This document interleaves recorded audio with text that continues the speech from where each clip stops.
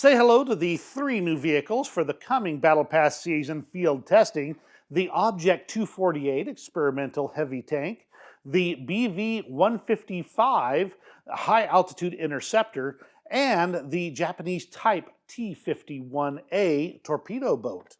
So let's take a quick look at those vehicles. Good afternoon, I am Old Dead Man, your host. We're doing a little bit of testing at work today.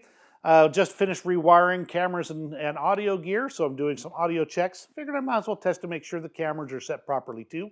And, get things taken care of at work. In the meantime, let's take a look at these Battle Pass vehicles. The Object 248 is going to be coming in at rank 4, and it's a Russian premium vehicle. This is the top prize for the Battle Pass season. It's you take an IS-2, you stuff a experimental 100mm gun with an enormous breech into it. You duplicate the penetrating capabilities of the 122mm round with it, and you end up with the Object 248.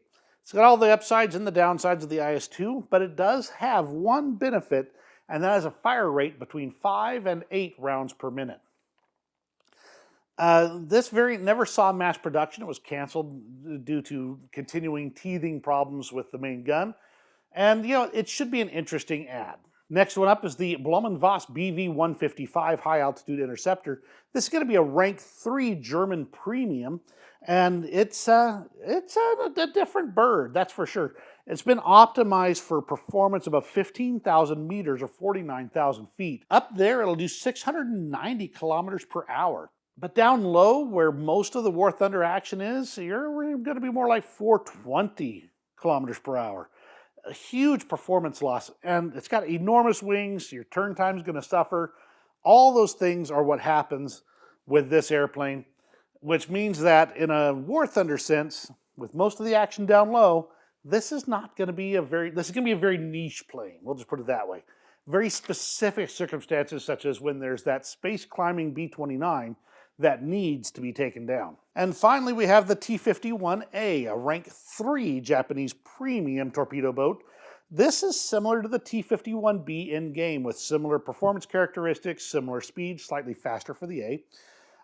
It does have one less 25mm gun, and it does still carry 4 torpedoes with a slightly better top speed than the T-51B. But to be honest, you're looking at restricted firing angles, and the boats themselves were actually retired from service pretty much right away, the T-51Bs. The T-51A was experimental. It never went beyond the prototype stage except to become T-51B. So that's the 3 vehicles for the upcoming Battle Pass season field testing. What do you think of them? I'll tell you honestly, for Battle Pass vehicles, they're not horrendous, but they're not wonderful either.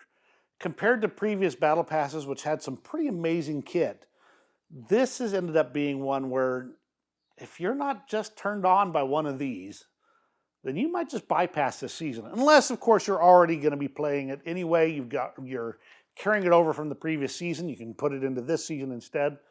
But if you're just starting the Battle Pass, you might want to just hold off and see what comes in the next one.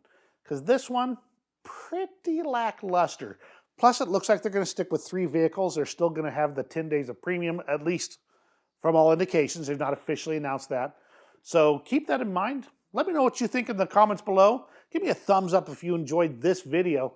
You have a great rest of your day, and we'll see you in War Thunder.